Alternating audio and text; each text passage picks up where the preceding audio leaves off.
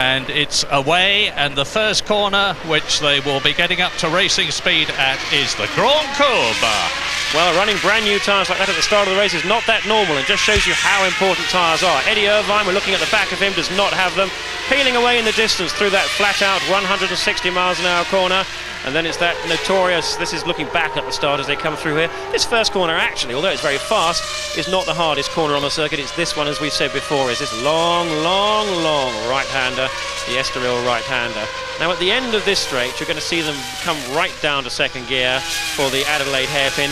This is where we've seen drama in every Grand Prix, at that corner there. Last year, Lacey ran up the inside of Johnny Herbert. Here this morning, Damon Hill clouted Frentzen, and that's a problem for Schumacher already. It looks like Schumacher's engine is gone on the warm-up lap.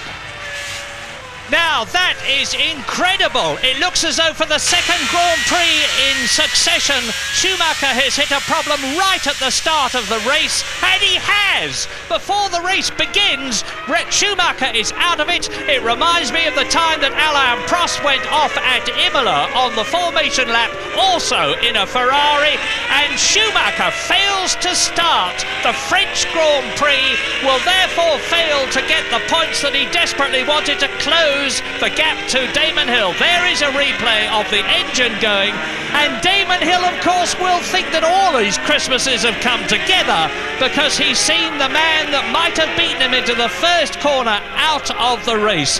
A quite sensational, and I do use the word advisedly, happening at the beginning of the French Grand Prix. Schumacher, well, I was going to say disconsolate body language, but I think he's so amazed that he can't believe it is true. He's worked and worked and worked for this situation. So now Damon Hill is effectively in pole position on the right-hand side of your picture.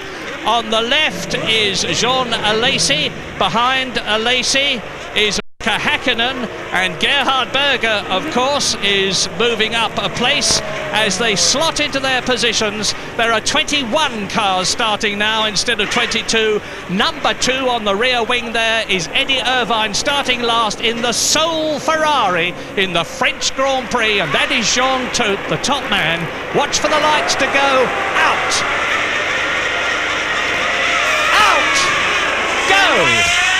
Damon Hill moves across into the left-hander at the Grand Courbe, and Damon Hill in the Williams leads, and Mika Hakkinen is up into third position in the very powerful Mercedes-Benz